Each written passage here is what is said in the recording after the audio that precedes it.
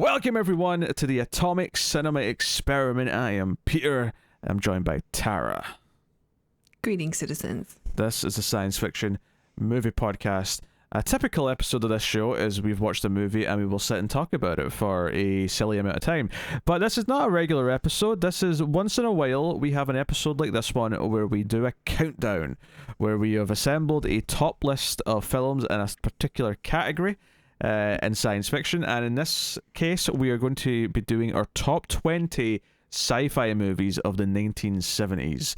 And we've each made our own list, so we'll be alternating picks. Tara will give her number 20, then I'll give my number 20, and so on, until we are done.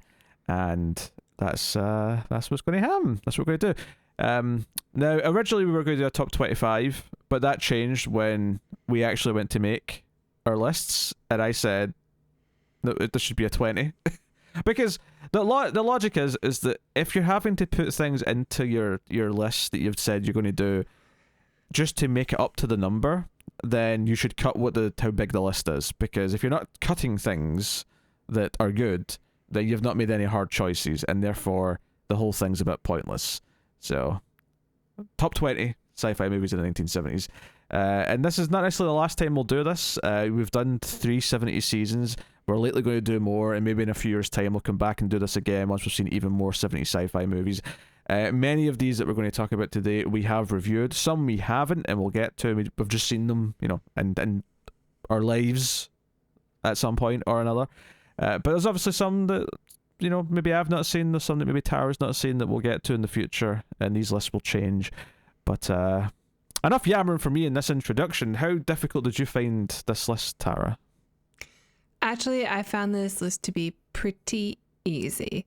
There was, I had a little bit of struggle maybe on like the 20 through 15, because we watched a lot of 70s movies that were sort of staying in the 7s range. Mm-hmm. So I had to go back on memory, well, what do I still remember? What did I, after like a year or 2 years, what do I still remember about the movie, and do I remember anything that I liked specifically from the film, and then order it from there. But yeah, 20 is probably appropriate. I could have made it 25, but I wouldn't have been as passionate about it, I suppose.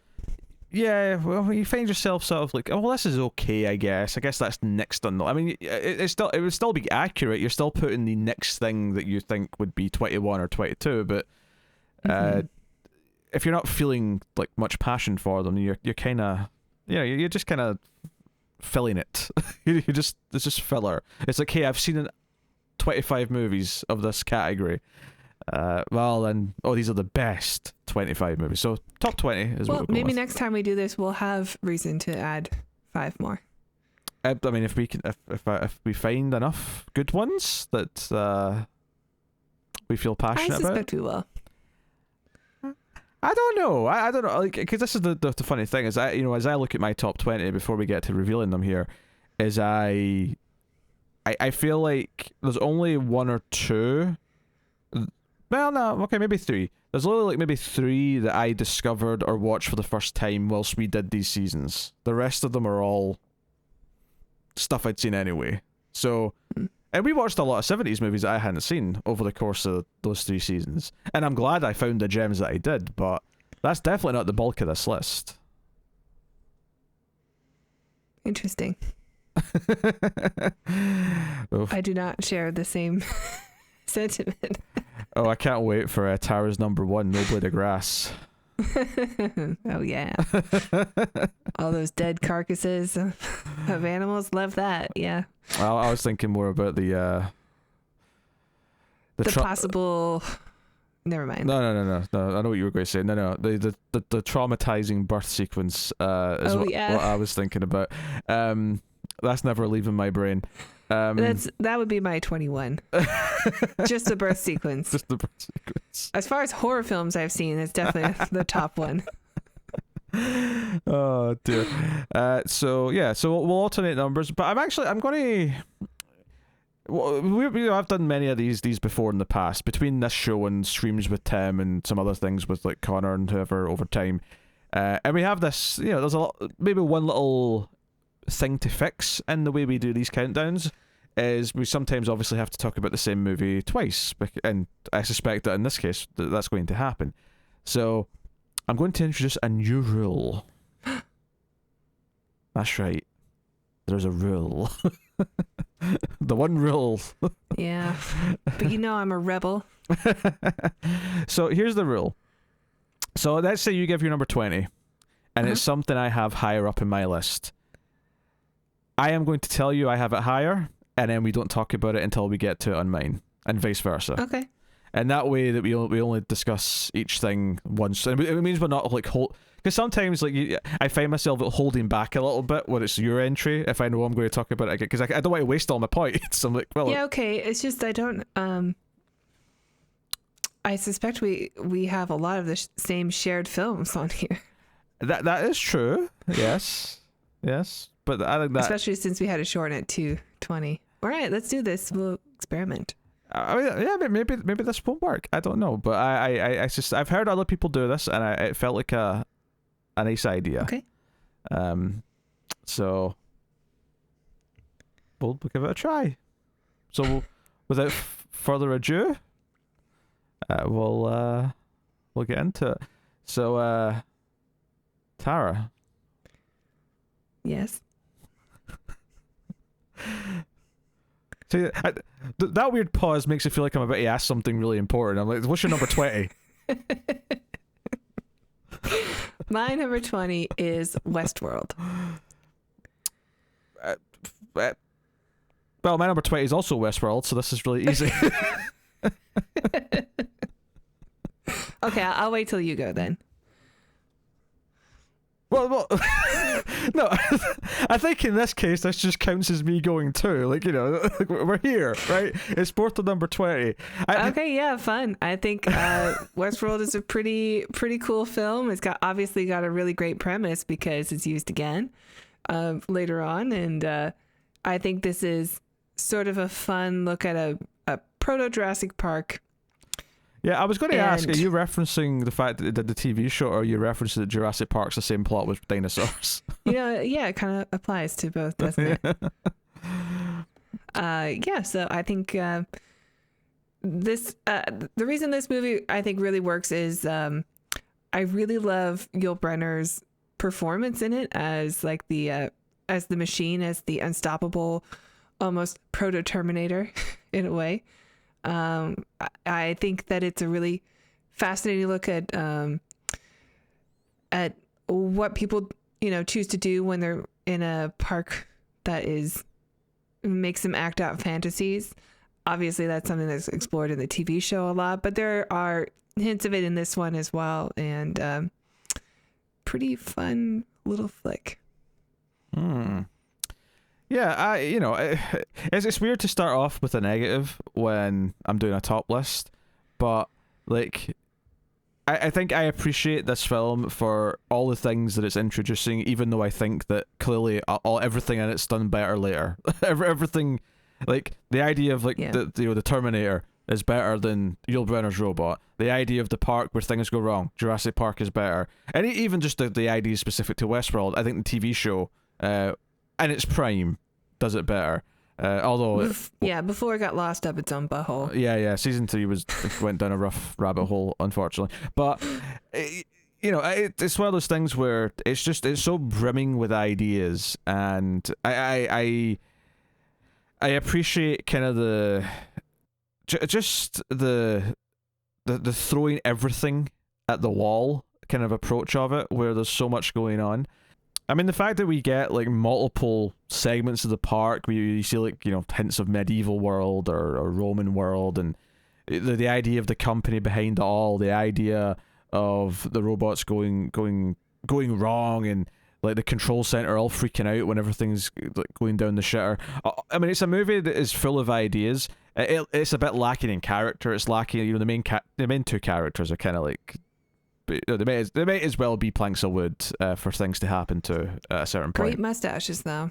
They do have mustaches. It is an era of the mustache. There's no denying that. But it's a fun one to watch. Is a sort of an important step in kind of a lot of the science fiction ideas that go on, and I think we said that about a lot of 70s movies when we were doing these sci-fi movies, because so many of them are these early prototypes of movies that would be better later. And I think Westworld sneaks into this top 20 for me because it does have so much DNA of lots of other things that I love from later. So yeah, that's pretty much it. Yep. Well, in that case, we're back to you for number 19, because it's that was both our 20s. Well, let's keep this going. Number 19 is A Boy and His Dog. You may continue. Okay, yeah. See, A Boy and you His Dog. thought this wouldn't work, but there's a little moment of suspense where you're like waiting to hear if I've got it or not. Well, you did say that you didn't. There's not a whole lot of these that you got from our 70s month. So True. Well, yeah. So it is a post-apocalyptic film. The thing that I remember most about this movie is just how brutal a young man can be, a young child, I should say, even, in this post-apocalypse of survival and trading goods that are women, and it's a pretty brutal world. And the last act of the film, which goes very bizarre in both the costume design and like character designs and like what has happened to societies in this post-apocalypse and where they're living and how they live. And it's a really cool look at an apocalyptic future, which we see quite a few of these in this decade. And this is one of the better ones, I think. No, it definitely stuck out. It's definitely a bit more memorable than some of the other movies because it is so extreme and does have this kind of really dark like sense of humor to it. There's a kind of a satirical edge that kind of cuts through. I don't know if I wasn't in love with like the last like third, the last act. I did think kind of just felt weird to me, and I just wasn't into it as much. But yeah, so yeah, there you go. Very nice. My number 19 is Soylent Green. Pass. What does that mean? Means we'll talk about it later. Okay, right. Number 18 is... Because pass could mean, like, I don't need to talk about it, so there you go. You could have picked a more confusing word if you tried. Okay. Well, it's been decided now. Pass is the word. No. We'll use hold it, right? Hold it. Oh, I like pass. All right. Number 18 is Logan's Run. This is also my number 18. That's two. That's two that have synced up. It's fancy. Okay, yeah, I enjoy the film. It's definitely dated. I sort of love that it's the last of the science fiction films that looks like this, though, this style of sci-fi. Like after this sort of Flash Gordon period, we just get like after Star Wars changed just the way people took sci-fi seriously or not, and I think it's kind of I actually do think I really like the concept of the film, and think it could be done better as a remake, and I look forward to when they make that remake. Actually, they've been threatening it for a long time. Bizarrely enough. Yeah, again, it's a bit cheesy, it's a bit dated, it's a bit all these things. There's a really goofy robot at one point in the movie. Oh yeah, the robot's it's a lot. But there is a charm, and I actually think this has one of the more interesting premise of a lot of these films from the 70s. This idea that they're in this society that lives underground, where it's a utopia, but the price of that utopia is that everyone has to die when they turn 30. Which, now that, both of us being over the age of 30, like, feels like silly to us now, because it's like, the first time I watched this, I was like 20, and I was like, that's plenty of time. You need more than 30 years. Right, yeah. But it's the idea of rebelling against that system, and why is that system the way it is, and all the themes that it kind of brings in. Honestly, I think this is why we talk about this one kind of like crying out for a good remake in a way that we don't normally say that about a lot of movies, is because it does feel like the premise is, because I like the lead actors. I really like Jenny Agutter. I don't have a lot of crushes from the 70s and 80s, but Jenny Agutter falls into that category. But both of them I think are fine, if not good, and I think the premise is really good. The thing that really lets it down is the cheesiness of the set designs and the costumes and the overall aesthetic, which is why you look at it and go, you know what? And also the fact that the action's shot in like a really kind of traditional, dull Hollywood way. So you look at it and go, if this was like better directed with modern, effects and sets and design, like it could be something really special with its premise, which I think is why it could also end up being like the next young adult feeling movie. You could easily make this and market to the Hunger Games and Divergence crowd if you wanted to, which obviously would be a disappointment to us, because it would be like, well, you've kind of taken it and turned it into shit. But the hope would be something that feels a bit more like a sci-fi thriller, I guess. But maybe a bit more cerebral, which is what you'd hope for. It is actually a great episode of Futurama. Which it kind of makes sense, because it is a great concept and you can see this working really well in the right hands. And Futurama had some great hands. For sure. And sometimes Futurama had great heads with no hands. Yep. Yeah. Logan's Run's it's definitely like a lot of these films. I think early on in my list, there's still a lot of flaws to point out in these. But there's a lot of potential and there's a lot of like charm to much of what it's doing. So yes, Logan's Run, number 18 for both of us, which I guess takes us back to you for your number 17. 17 for me is Mad Max. Well, I'll just say why I don't have this. I don't have this, and it's because I've not seen it in 15 years. I suspect that when I watch it again, it probably will make the top 20 for me, but I just couldn't remember. And obviously, it's something that's on our to-do list, is to do the Mad Max movies, but we haven't, so I couldn't include this. So yeah, go. That's all right. I've got movies that I wanted to include in this. I know that I've seen, but it'd been like 15, 20 years that I didn't feel comfortable enough saying, is it better than this one or not? So I would be happy to include them when we watch them again. But Mad Max is one that I've seen within the last few years. And I do remember thinking that, boy, this doesn't really look that apocalyptic. That happens really in the sequel. But I do think that it is still like a concept that works with characters that are written really well. And actors who, would go on to reprise the roles even 40 years later. So I very much still enjoy this film, and yeah, can't wait till we watch it. Sure. I mean, did you have a premise for it to tease the audience with? No. I don't. I mean, it's been a few years, so I don't really feel comfortable at the moment. Okay. There is a revenge element, if I recall correctly, but it's been a long time for me, so I yes, okay. Mel Gibson's wearing leather and driving around. Yeah, he looks awesome. Okay. Very good. My number 17 is Silent Running.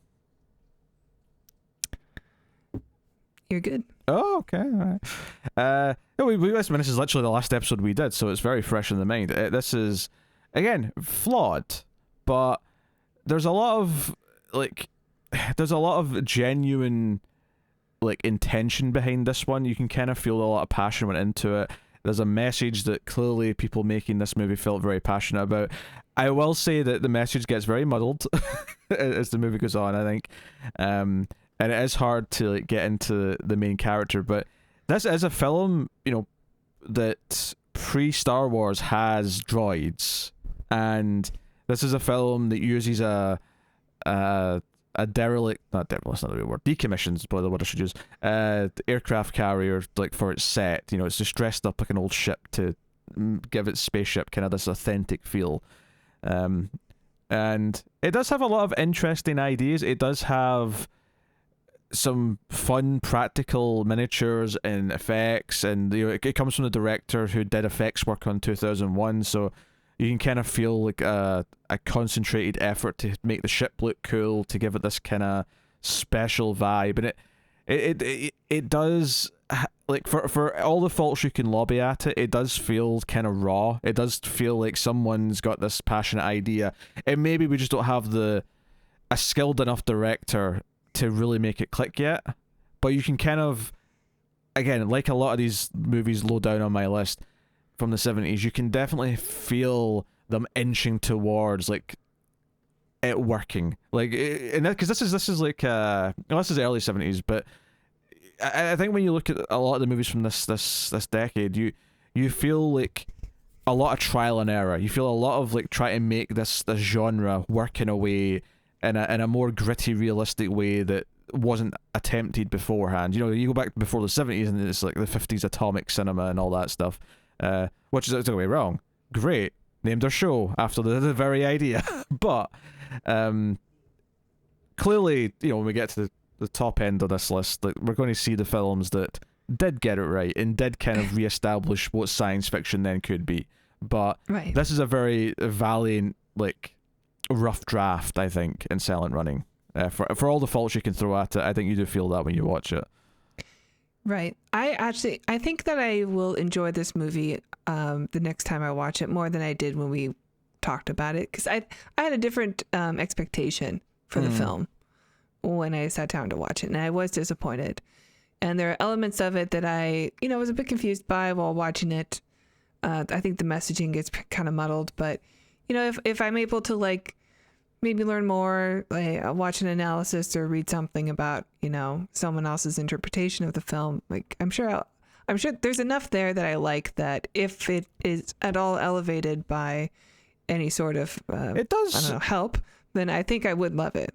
It does have its following. Like, there is definitely a fan base that really, like, appreciates it and calls it an underrated gem and calls it, like, this, like, forgotten classic that should be remembered more. I don't know if I'd go quite as far as that. I think it just kind of falls somewhere in the middle. But well, there might be something we're missing as far as, like, the year that it came out and the time it came out. Like, there could be some allegories that we're missing just because we don't have that history. For sure, yeah, it's always a risk. But we can only look at the films from our perspective, and many don't have that problem in holding up. So.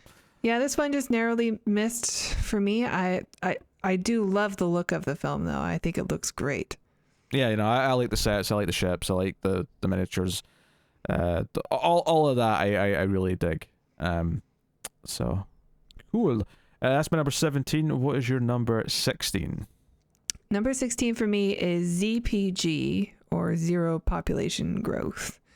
So it's another dystopian future about too many people. You may continue, yes. Oh, thank you. Sorry, this is a new rule. You just sprung this on me right before we started. Actually, after we started. After we started, yes. I learned when you guys learned. But yes, I don't have this one. Knock yourself out. I kind of suspected you wouldn't. This is another, like, dystopian future because of too many people on Earth, and the air outside has become unbreathable. People have these, our main characters have these jobs where they just work in, like, a museum of mid 20th century items, where they just pretend that to be the families that we are, currently in this future while people observe. And it's our lead characters want to have a baby, but there's no population growth allowed because there's too many people, and it's about their struggles in this world. And I really like this movie. Like, I think about this film a lot when we watch other films. Something will often remind me of it. It's got, some really terrific A-list actors in it, and the I don't know, like all the outdoor stuff. It's a very low budget, but I think they do a good job with just making the world feel like it's poisoned.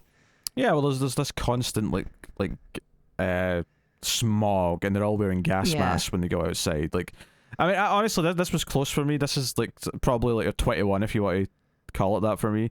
Right. And again, flawed, but what I will say is that I do like the idea of a couple wanting to have a baby in a world where it's illegal, and treating it that way is sort of, the idea of dystopia. It makes me think of something like Fahrenheit 451, where you're not allowed books, or something like, even, I mean, an Equilibrium, where you're not allowed to have emotions, but secretly some people do. Like, it's kind of those same ideas. But I think my favorite thing about it was probably just the feel of it, and it was those scenes of them walking outside and they're all wearing gas masks because the atmosphere has just been ruined, and they're overpopulated, all that stuff. Watching people at a movie theater, just watching people eat food that is no longer available to them anymore was such a disgusting scene. But it also just paints like this is what gives them those endorphins like we get when we watch movies. It's just watching people eat like cakes and all sorts of meats and cheeses and stuff like that. Yeah. I mean, I wouldn't say that I want this one to be remade, but much like what we've said up till now, that it does feel like, a few of these things, like, could, we could get like maybe a version of this that's even, because Thanos did it, right? I know, in a sense, I suppose you could say that. Well, the big theme in this one, and I think even in Logan's Run also, is overpopulation. It's just there's too many people. You can't live as long. We don't have enough food. No blade of grass, I think, was like this too. Maybe even A Boy and His Dog, but I think that was post-atomic war. It was after the Fourth World War. Come on, you don't remember that opening? No, I forgot. It's like 2 years ago. Yeah, so all right, yeah. ZPG, it's an interesting pick. It was definitely one of the more interesting movies I think we discovered as we were like intentionally looking out for more 70s sci-fi. Yeah, so I recommend it if you guys haven't seen it. It is kind of obscure. All right. That was your 16. My number 16 is one that I don't think you'll have. I think I'm a bit higher on this than you are, and that is the Andromeda Strain. Correct. Yes. You may proceed. Thank you. See? So, no, I like, this movie does have some stupid things in it, right? No doubt. But, like, the idea there's this new virus, right, which admittedly is maybe a bit of a sore subject right now in the world, but the idea there's this new virus that takes out this town, like all the scenes of like the two scientists get into the town to like investigate it, like I really enjoy that stuff. And then we have this like, and it's not, it's not foolproof like from a script perspective, where I do think there's like weird plot holes with it, but I do love this weird underground lab where they're doing all this testing to try and like find a cure or stop it or figure out how it spreads, and like all these layers, and there's a lot of like, well, we have to try and stop it from self-destructing towards the end, and there's a lot of, it's just fun movie like thrills, right? But it's thrills in the context of a lab underground trying to like deal with the virus. And I feel like for me this kind of like is less the sort of like, because ZPG, right, to just compare it to what you just talked about, that feels more like, okay, this is a science fiction film with science fiction ideas, but you've got these classical actors treating it like a drama, right? And it feels like a drama as you're watching it. This to me is a bit more like, oh, we've got like characters who are scientists and they're investigating a virus. This sounds like it should be like a nitty gritty little film, and maybe a dry film. But instead, the movie treats it like it's really suspenseful, and everything's like, edge of your seat stuff. And I kind of like that play on it. But I can't think of any movie that you're describing that. Like all the movies about viruses I can think of are super exciting, because there's this one, there's The Rock, Outbreak. I've not seen Outbreak. I've seen Contagion. Yes. very exciting. Yes. Yeah, but Contagion doesn't have scenes like we have to get to the bomb before it self-destructs scenes. Like, it doesn't have that, right? It's very different. That's true. You know, and we've got all these, 70s outfits. We've got this futuristic lab. Like, it's just a fun setting for a movie. And it's lots of jumpsuits, which is always appreciated. Yeah, so I wouldn't say it holds up. Like, I think a lot of the details of the plot do fall apart a little bit, and some of the ideas are a little silly, but I do have fun watching it. Like, this is the first one maybe on this list that I would say I just had fun with the enjoyment of it. And I know you have a problem because there's a couple of animal testing scenes which are a little bit... Yeah, there's some torture in it. Yeah. Which I can appreciate, but ultimately, if I'm looking at the movie as a whole, though, I have a decent time with this. So, Andromeda Strain is my number 16. Tara, what is your number 15? Number 15 is the classic Death Race 2000. Hold it. Okay. Not opposed. I'm so surprised that I have this lower than you. Hold it. All right, my number 15, and I am sure you're not going to have this. Right, we've not done this in the show yet. I'm sure we will at some point. But my number 15 is Phase 4. I don't have it. No, yes. I have seen it, but it's been a long time. Phase 4 is... So, I said, like, it's a movie about a virus for Andromeda Strain, but it's actually really exciting. This is a movie about ants that are... Giant ants? No, not giant. They're regular sized. But they're starting to turn on people. And it's about two scientists who have set up like a little makeshift lab, and they're studying the ants. And it's just them discovering and like the ants slowly becoming more hostile. And it's shockingly great.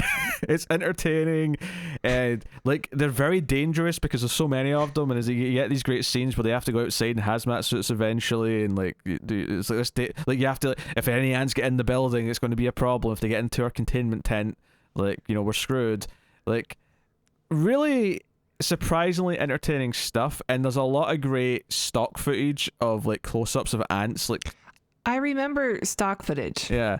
There's a lot especially of stock footage in the ants. beginning. Yeah, and it really kind of sells this idea of like the threat that we can't even really see. I mean, you can see an ant, sure. I mean, they're not that tiny, but like the idea that they're mobilizing and they're getting up to stuff, so you don't see that. This is like this threat from below that we don't really notice, and just how dangerous we would all be screwed if the ants got smart and decided to rebel against humanity. We would be absolutely screwed. I got attacked by a bunch of ants just last summer. But I think the movie does a great job of selling that like horror. Like, it actually makes them scary. Yeah. So it's a really good science fiction film. I enjoy Phase 4. And I recommend it. I think it's a good time. I do not really remember much. I remember the stock footage, and I also kind of remember that it wasn't very good. So I look forward to watching it again. I had a good time. Maybe we'll disagree on it, but hey ho. All right, Tara, what's your number 14? My number 14 is The Ultimate Warrior, which was another one. Thank you. You may continue. I just assumed you didn't have this one because I remember our conversation about it. That's... and I was much more positive than it's you were. just polite to give the pause for the go ahead. It's true. I definitely just forgot again. So anyway, this is another post-apocalyptic film. There's just so many of these in the 70s. This one, I think, does a really great job of establishing like that urban jungle. People are living in New York City. There's just these holdouts, these bases that they've built. There's a great villain. His name is Carrot, I think, because he has red hair. He was a really fun villain. I did not remember that detail. Yeah, I think that's why they call him Carrot, because he had red hair. And he had like this scar around his neck where they never like explain it. He was just like a really big, intimidating guy. I'll be honest, I remember two things about this movie. I remember Yul Brynner standing still for like 2 days for like seemingly no reason. And I remember... He was just on display. He was, looking for group. And then I also remember Max von Sydow just kind of monologuing about the state of the world. I remember him being great in the movie. Yeah. Yes, it is a very strange title for the film. Yes. It doesn't really like line up very well, especially since if it's called that and your poster is Yul Brynner shirtless standing there, like, oh, he's going to be a fighter. But I mean, he's hired as like a bodyguard, but he doesn't do any like really impressive fights or anything like that. I remember actually the best thing about the movie, at least conceptually, is the idea that, so this group of people in this now mostly abandoned, post-apocalyptic city, is that you've got a scene where the bad group tried to sort of invade their building, so there's a lot of like try to like get across from other rooftops with ladders and just like that's the sort of stuff that I could have done with more of. But that was definitely what I remember liking about it. Yeah, I like I think it's very much like a proto zombie film, and just like the people who you're on a holdout with, the survivors, whoever are left, you gotta, what kind of people are they going to be? If you have to police them, also like act as a leader, like where are your boundaries for rules? Because like one guy's accused of cheating or stealing at one point, and they basically just like, well, we're gonna have to kill you now. And these are supposed to be the good guys. So, and then it has a really climactic third act with a lot of good gore, like a lot of good death scenes. And yeah, I thought this one was kind of a hidden gem. I thought the acting was way better than it had any reason to be, and it was it was a fun film. I think I just didn't have characters that I liked rooting for, to be honest. I think that was my big problem with it, is I felt a bit disconnected from them. So, but now you've mentioned it, I do seem to recall being surprised with how violent a couple of things were towards the end. I think we talked about that in the review. Yeah, I don't want to give any spoilers away, but there's some Saw elements. Yes, I won't make an Ultimate Warrior joke. I very easily could, but I definitely did it in the review, so I'll just move on. Yeah. Yes. All right, so that was your number 14? 14? Okay, my number 14 is Rollerball. Not seen it. Yeah, well. So, not to be confused with the absolutely dreadful remake from 2001 starring Chris Klein of American Pie fame, right? Don't know who that is. Be happy. Although for more recent people who watch the Flash TV show, he was the dreadful villain in, let's say season 5, maybe 6, something like that. But he's awful, and that movie's awful. But Rollerball, the original starring James Caan, is a very different story. It is in a dystopian future where basically, remember, I don't remember if they say this outright in the movie, but I think it was kind of like Robot Jocks, where instead of like going to war and stuff, they just deal with the disputes in this like sporting environment. So in Robot Jocks, it was big robot like boxing matches basically. Here it's like a roller derby, but with like a with like a ball. So think like roller skating Quidditch or something. I don't know what whatever you want to describe it as. I assume this sport's very dangerous, otherwise it would not be on your list. The sport is pretty dangerous, but I guess dangerous in the movie. That's kind of part of the plot of it. But so James Caan is this like superstar player, right? And he's very good at it, and the crowd loves him. And the plot of the movie is that the mega corporations who control everything are starting to they want him to retire because he's basically becoming this like superstar, and that's against the point of the sport. Is that the whole idea of their system is that the corporations are in control and no one sticks out. It's so it's a very dystopian, controlling the population, like human spirit kind of sci-fi movie. So they kind of want him to like retire, and James Caan's like, piss off, I'm not retiring, and they intentionally start. So they murder him. Well, they start stacking the deck by making the sport more violent and like taking away the rules in the hopes that they'll get murdered on the floor. And he keeps saying, "No, I'm going to keep doing this." And like players die in the games, and it keeps escalating. And it's very much a human spirit movie of like, no, I'm not going to let you take away my individualism. I'm not going to let you make me part of the group.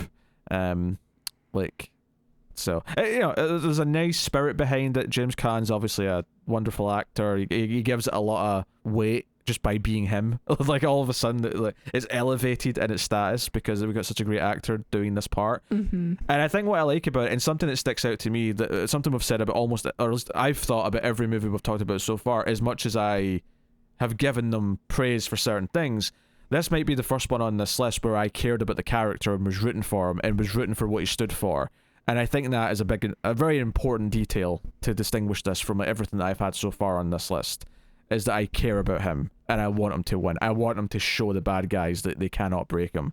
So, Rollerball, the original, is my number 14. Tara, what is your number 13? My number 13 is Time After Time. You may continue. Time After Time is Malcolm McDowell plays H.G. Wells, but he actually has a time machine. And who takes the time machine from him but Jack the Ripper, played by, what's his face? You know the name. David Warner. There you go. I don't remember. You have to get that right. I remember David Warner goes to modern day. It's Doc Brown's love interest. It's the love interest. I remember that. Right. Yes. Mary Steenburgen. Bergen, or yes, something like that. And they had so much chemistry on screen that they actually got married and were married for like a decade. Which is so adorable. Yeah, so it is a love story. Jack the Ripper goes to the future using H.G. Wells' time machine. H.G. Wells follows him there, falls in love with the lady. And it is very fun. I like this movie from, a while ago. I think it does a good job of incorporating the love story into it, because I do care about these two characters and I want them to be together. And David Warner's, a villain who murders ladies. So always fun to see that. Any thoughts? Always fun to see that, you masochist. I mean, I never cared about the romance. I thought the romance was weak. I'm not surprised the marriage didn't last, quite frankly. Well, that Ted Danson was quite handsome. Yeah, Ted Danson came Although in. so was Malcolm McDowell. Yeah. I mean, it was just a bit of cheesy fun. I didn't hate the movie. Like, it was very watchable. Don't get me wrong. I'm not going to be mean about it. But I mean, David Warner giving his thoughts on how awful humanity is, and David Warner in the future, which is our past. But I thought it is always fun. He's my favorite part. You should probably. I mean, I think maybe the correct way to say it is the present, because it was the present at the time. Yeah. So I like David Warner in it. But mostly I think the romance is kind of cheesy, and just I didn't really feel much in chemistry between them, to be honest. But I sure did. Different opinions. That's okay. Yeah, I happened to see the pilot when they tried to turn this into a TV show on CBS a couple of years before we did this. It got cancelled after 3 or 4 episodes because it was terrible. But did not know that was the thing. It was a thing, but I mean, you probably can't even find it now because it was cancelled almost immediately. So it's not like they've put out a commemorative Blu-ray set, right? And here's all 4 episodes before it got cancelled. So, but yeah. So that's your number 13. Very nice. Yes, sir. My number 13 is the Stepford Wives. Hold, please. There you go. I knew you were going to say hold. Sometimes you just know. You just know. What is your number 12? Well, you might hold this one. God told me to. Hold! All right. I know my number 12. My number 12 is safe because it's one that I asked you to hold earlier. Death Race 2000 is my number 12. This is just a good example of fun. This is just a good example of a fun, well-paced movie with over-the-top characters. It is live-action wacky races, and I know Tara had never seen this growing up, wacky races, because we brought this up in the review, and she looked at me like I was absolutely mad. But that's what it is. It's wacky races, but with a little bit of a tinge of I don't even know if it was R-rated. It definitely felt like there was a lot of ass in shots from Stallone. Oh, there's a lot of boobs, and you get some bush. Bush, that's right. Oh, that's right, because the first... I mean, the follow-up seasons we did weren't too bad, but that first 70 season, there was like 6 movies in a row with full Bush. It was like a really consistent trend for a bit. But you have fun action sequences, you have very memorable characters because... And yeah, sure, they're boiled down to cartoony elements, but that's okay in a movie where the premise of the movie is that there's a race every year where they... like have to like race each other to the death, and the winner gets, they go cross country, they have breaking points, but they try and like outdo each other. So there's literally, I mean, not to spoil too much, but there is it's like the Cannonball Run, but you have to hit people along the way. Yeah, you have to hit people and you get points for it. So that makes them instantly a bit villainous for the most part. But then there's like one or two... So, I mean, the idea is basically like, this is kind of an awful thing, and there's like one or two characters who are actually trying to like take it down from the inside, and that's kind of your actual plot. But yeah, it's a little Hunger Games. But the just to give you a feeling or a taste of it, there is one team, because it's all teams of 2. There's one team that basically get a Looney Tunes death. Yeah, they're tricked with Looney Tunes techniques. And it's glorious and made me laugh hysterically, and it was like, okay, I love it. And there's some stuff that's weird about it, like David Carradine, Frankenstein, our hero. His name is Frankenstein. He wears a gimp suit. He wears this weird gimp suit. It's very, so I mean, all the jokes that we might make about his death in a normal circumstance is amplified immensely when he's walking about in a gimp suit. Because all of a sudden, like you're sort of like putting it more into the brain, like what jokes you might make. But I had a blast with Dead Race 2000. So I love this film. I actually have seen it a number of times. It's one of those VHSs that sort of made the rounds in my group of friends, and it's everything you want from a 70s cheese fest film. I love the idea of like 11-year-old Tara like going, hey, you need to see this movie. David Carradine's wearing a gimp suit. to her friend Sally. We all saw the warning signs. Yeah. Mr. David Carradine. Yeah. So, no. And obviously, you mentioned Sylvester Stallone's in there, one of his early roles as a villain. That's right, yeah. So that's a nice little bit of trivia. But yeah, good the times. movie sort of spawned... I want to say this is the first one that like did it. Maybe Cannonball Run was earlier, I'm not sure. But that spawned like a bunch of racing films, like just people driving across country. Like there's this one, there's Cannonball, there's Death Sport, which is like a sequel to this sort of. I think Carradine plays the same guy. It's not a sequel. It's just David Carradine in a motorbike movie. Yeah, I guess that's true. I've never seen Cannonball Run, so I have no comment. I've seen it, and I've seen Cannonball, and there's just a lot of 70s movies that if they weren't like driving cars or motorcycles, they were driving like trucks. There's a lot of trucker films from this time, which again is just following a guy across country. That was just a thing people wanted to do in the 70s, I guess. Some of these movies are great. Not 70s, but I highly recommend Road Games. It's like Rear Window on the Road. Starring Stacey Keach and Jamie Lee Curtis. I love Stacey Keach. Yeah, from the early 80s. It's a really good little thriller. I highly recommend it. From the director of Psycho 2, which is also a pretty solid movie. So I recommend Road Games. It's not an easy thing to follow up. No. Well, I think I did Road Games first. I think Road Games was the movie he did before Psycho 2. But it was good stuff. So yes, Death Race 2000. Very, very entertaining. Highly recommend it. Have some fun. Don't look for it. It's too serious. It's great fun. Just have fun. All right. What is your number 11? My number 11 is Escape from the Planet of the Apes. You may continue. Yeah, I figured. I'm a big fan of the original Planet of the Apes films. I like all the sequels for varying different reasons, but I do think that this is the best sequel. This is sort of spoilers for the second film, but this is a follow-up to a sequel where the planet explodes at the end. So, like, where do you go with it? Why, you take our 2 lead apes and you put them in a pod and you send them to modern day, and they have a lot to they sort of become celebrities, and you know, you learn a lot about humanity along the way, and it's well, I mean, the main thing is it's a role reverse. You know, it's just flipping the premise of the first film. The first film Right. was human and ape society. The third film is apes and human society. It's just flipping the premise.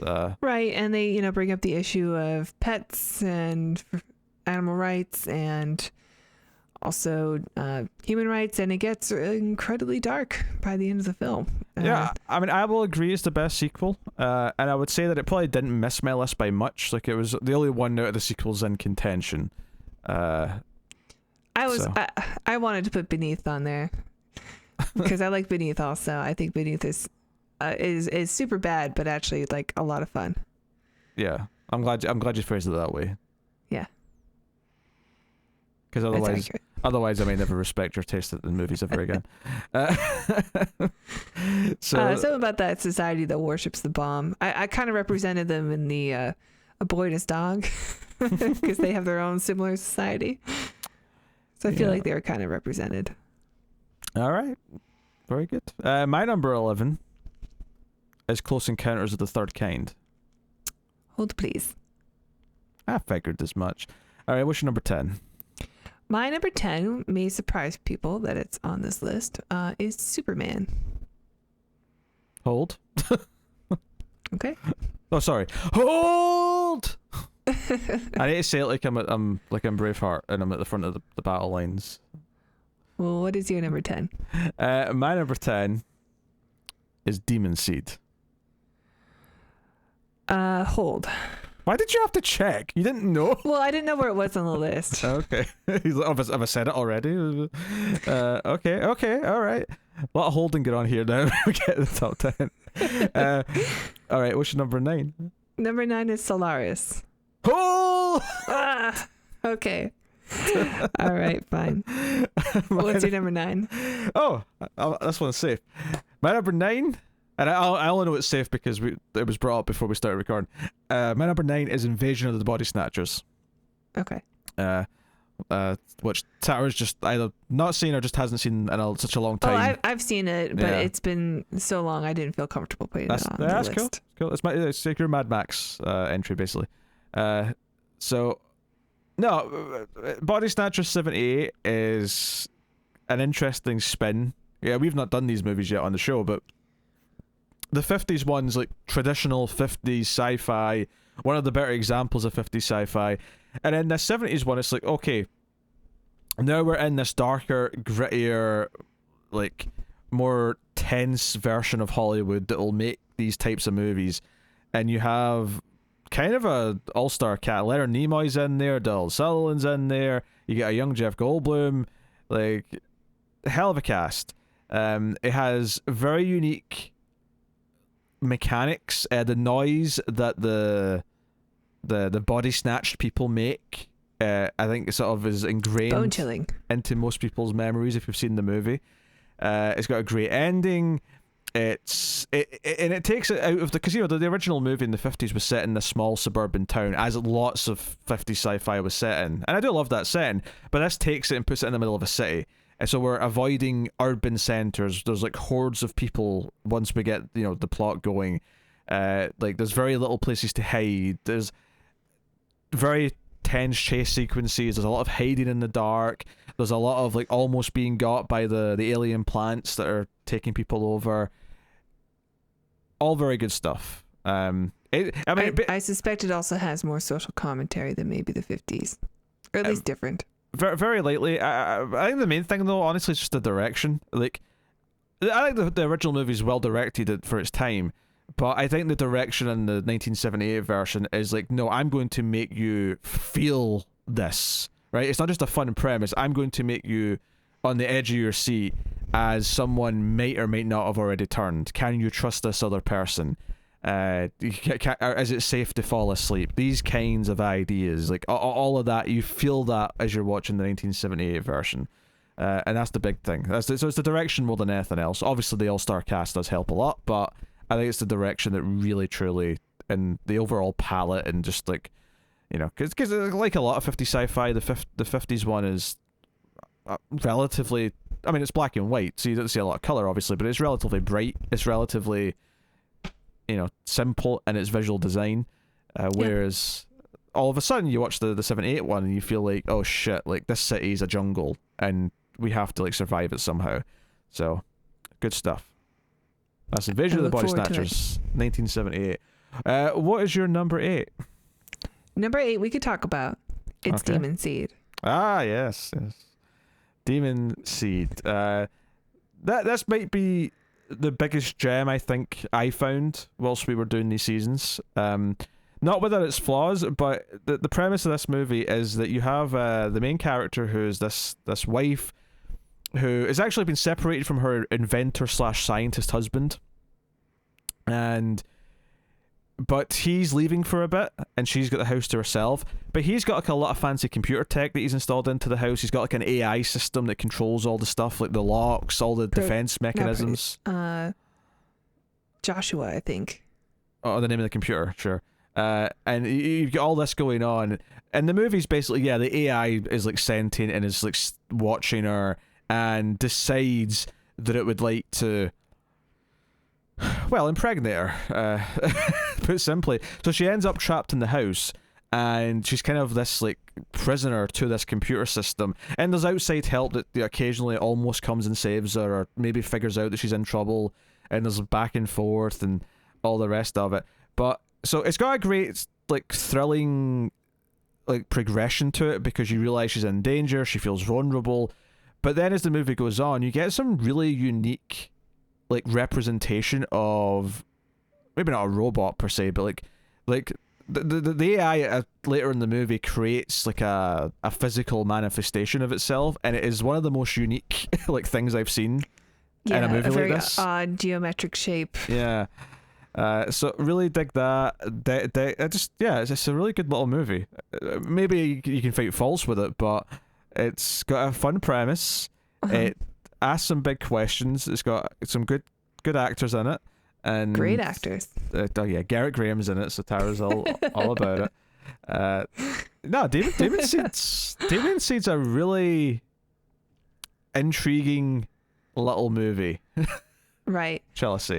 I've rewatched it since we watched it for the show, and it did get like higher on my list on a rewatch, because I do think that it's actually like a really good movie. I listened to another podcast. I can't remember the name of it, I'm afraid. And don't promote them anyway. How dare you? Well, I just want to like say they brought up some really interesting ideas that I didn't even consider, because they're much smarter than me, and I thought that and it just enhanced my enjoyment of the film even further. And I think that Proteus, the AI system, it acts in a way that's incredibly logical, because that's what he's supposed to do.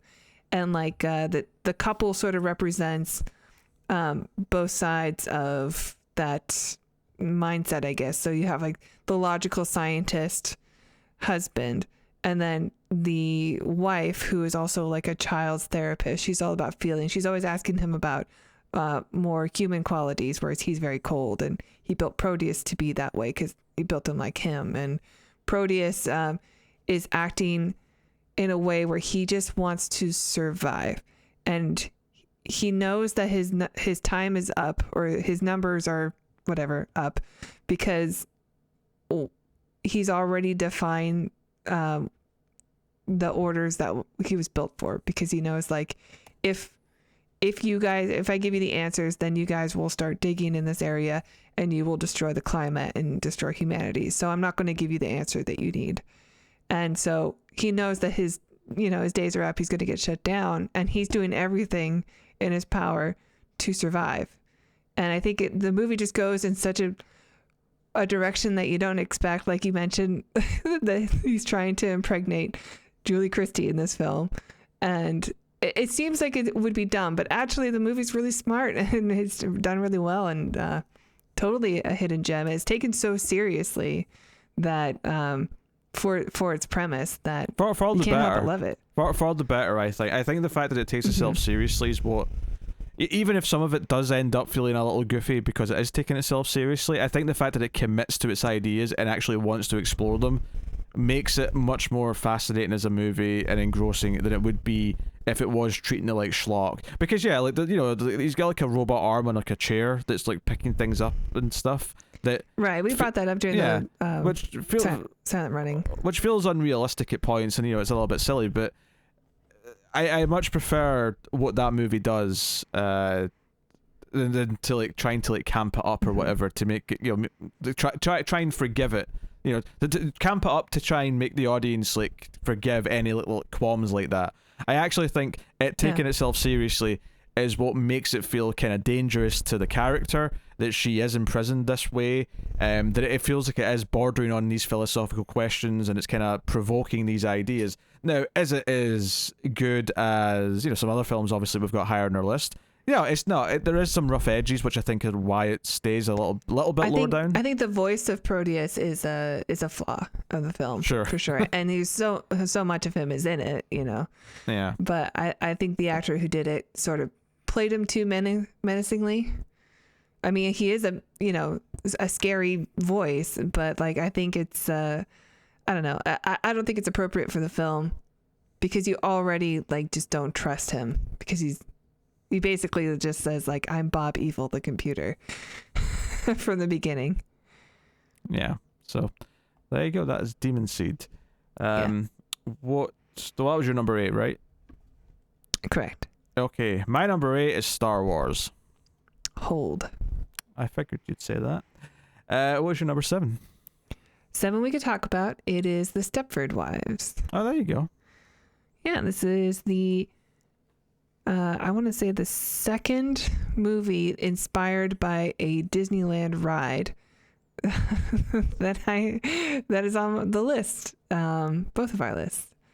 So I really I had not seen this movie before we reviewed it. I did not know what it was about. I didn't even know it was a sci-fi film until we had to do this. I always thought it was just some sort of comedy drama or whatever about the Real Housewives of blank blank. I'm not sure, but it turns out it's a very it's a slow build to sci-fi. It's that thing where it's just sort of a creeping idea. It's very Body Snatchers actually in a way. Yes. It's the idea you've got this small community where like the main character, she is this housewife and she's starting to like look for like friends and things to do, and she's sort of like building like a group of friends who are starting to support each other, and then one by one they start to act differently. Like they stop rebelling. I mean, not even rebelling, that's not even the right word. They stop complaining about whatever their husbands were doing before. They stop having minds of their own, and now just seem to want to serve their husbands.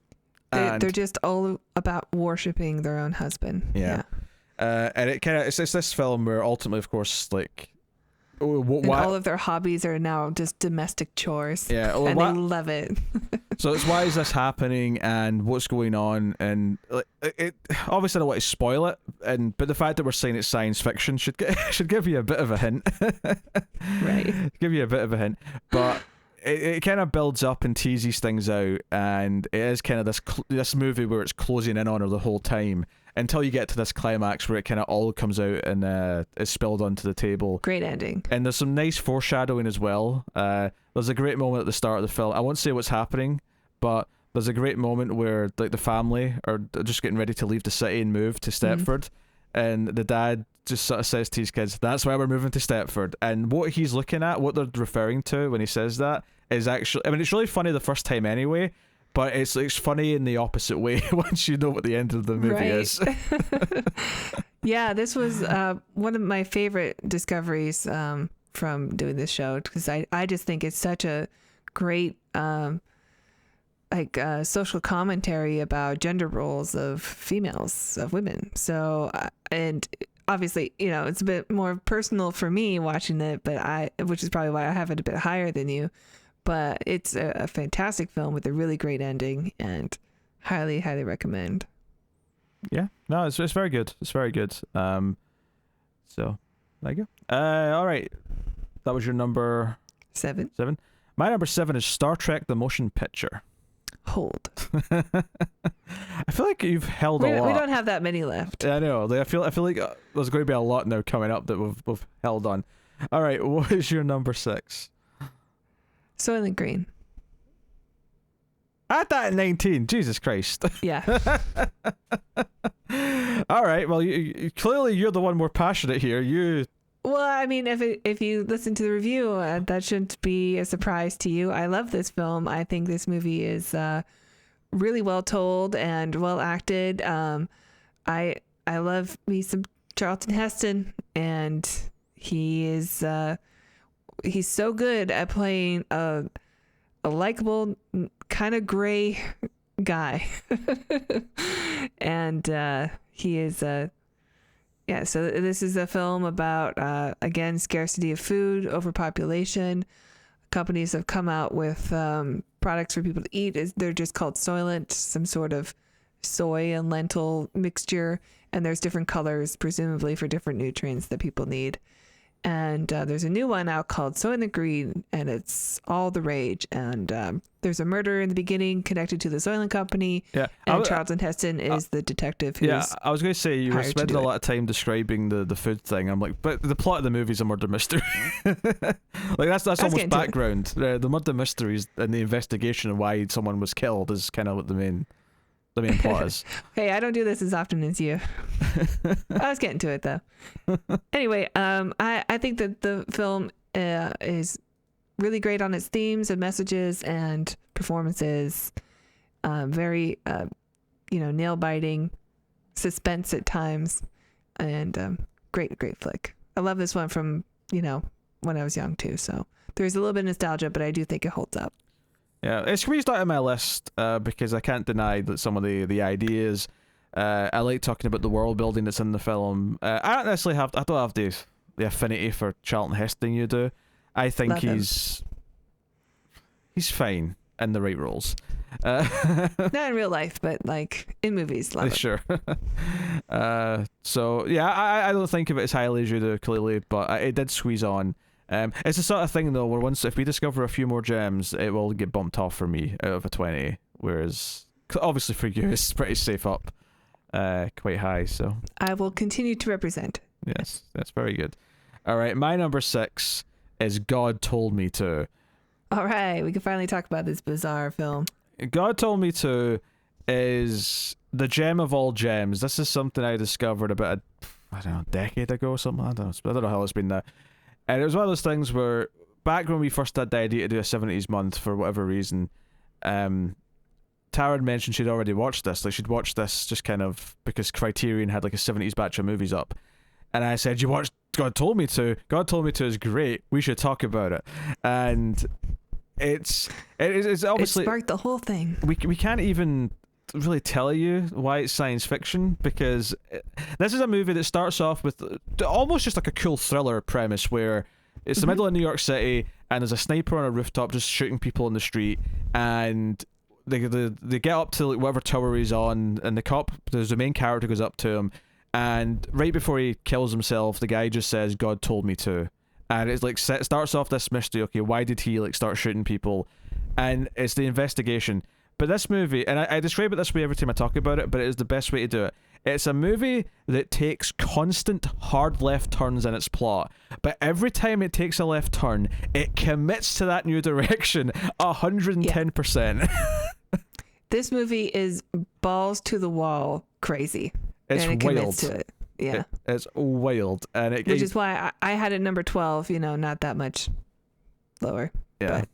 But I it's a wild ride. It's a roller coaster of progression, and I actually do think it has some merit in like its absurdity. Like I think there's some nice Jesus allegories in there. It holds together like way better than it should. It functions as a movie way better than it ever really should. It's kind of wild. Richard Lynch in it. Yeah, Richard Lynch plays a unspecified role. We can't spoil it. Film. Yeah, we can't spoil it. So, but he's in there. Just trust us; it'll leave you with a lot of talking points. And if you go back and check out our review, because there was a lot to talk about. There was a lot of plot details to dissect in that film. If you have not seen this film, watch this film. Highly recommend God Told Me To. Highly recommend it. What's your number 5? Close Encounters of the Third Kind. Ah. A classic film about communication. That's a season 1 joke. You don't get to do it anymore. We have seasons? That's right. Does that mean we're on season 4 now? Because this is our 4th year of. Is it the 4th or the 3rd? Well, it'll be 3 years in a few months, so this is the 4th year. Oh, So yes. if season 1's 2019, season 2 is 2020, 2021 season 3, 2022 season 4. That's right. That's right, Peter. So It's us in Discovery. Yeah. So yeah, it's obvious. It's a very personal film for Spielberg. You can tell when you watch it. It's about a man who sees something and becomes obsessed by it to the point where he does not seem to notice or care about his family even more anymore. Even so, it's people see objects in the sky and start having visions, and it's not. We follow mostly Richard Dreyfuss in this. And he keeps getting this vision of a thing, and he doesn't know what it is, but he knows it's important, and he's obsessed with it.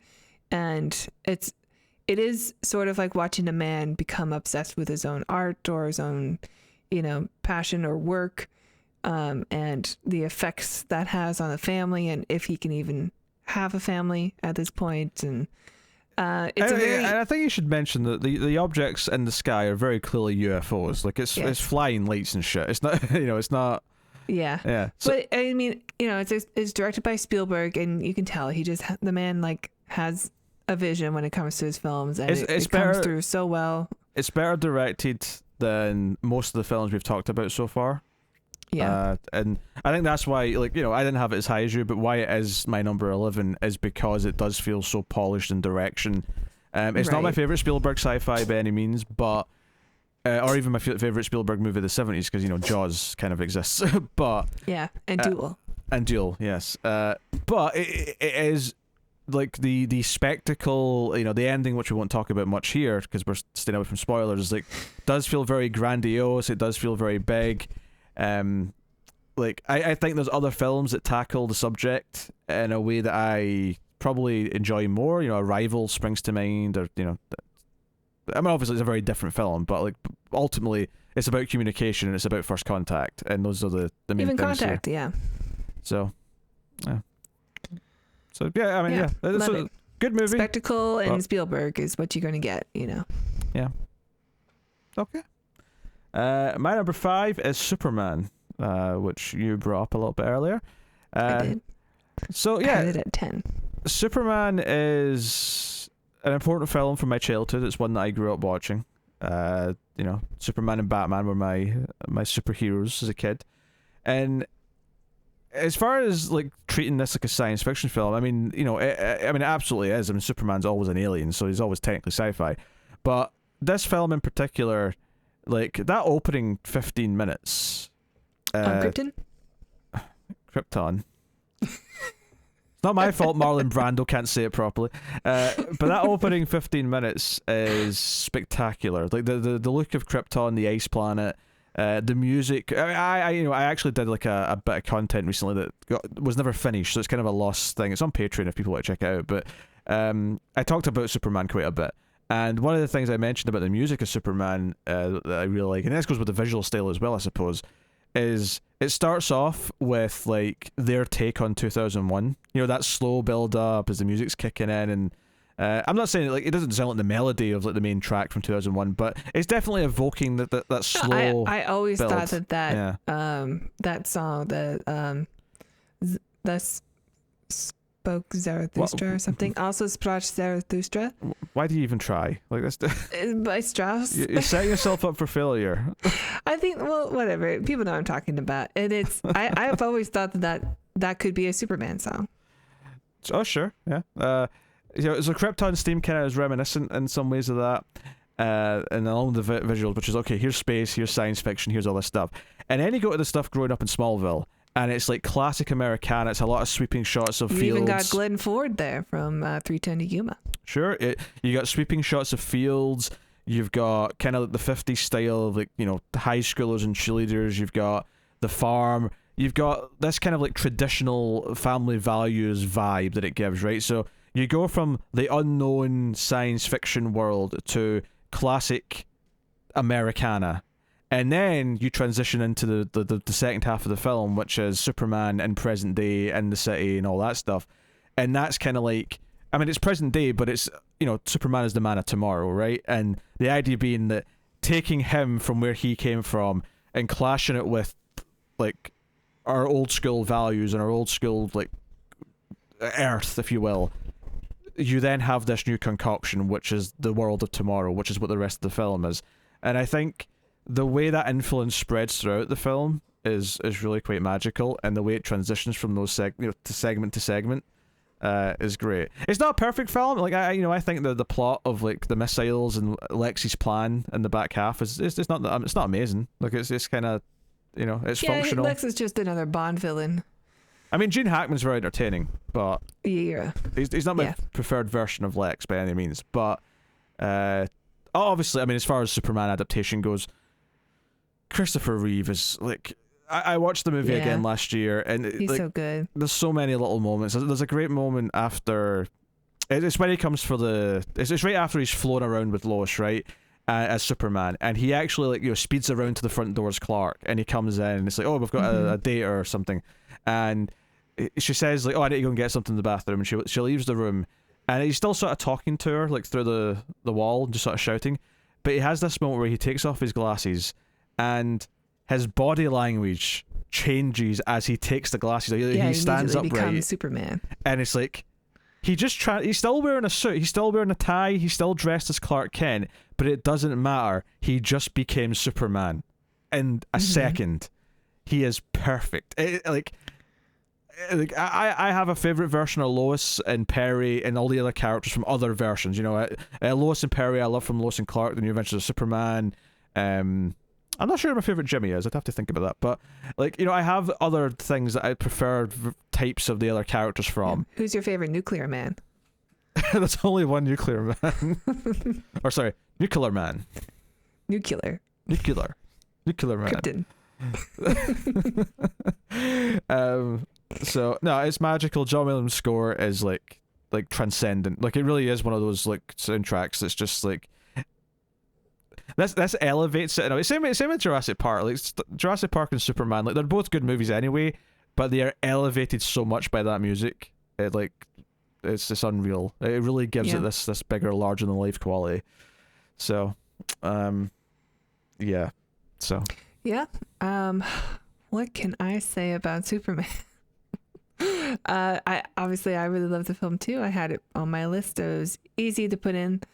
I think that Superman, Christopher Reeve is my favorite Superman as well. I think he just gets it. I love the element that he is a fish out of water because he's just a country boy who's gone to the city, but he's also a fish out of water because he doesn't belong, or he's not from Earth. And he's so good at like, there's a wholesomeness that doesn't come off as, like, dated from him. Like, it still feels appropriate and modern appropriate. It's a great film. I don't really know how much I can expand on it, so we can move on. I mean, Christopher Reeve gets the smile, as Superman should. Yeah. Which, read from that what you will about other adaptations. So there you go. What's your number 4? Star Trek: The Motion Picture. There you go.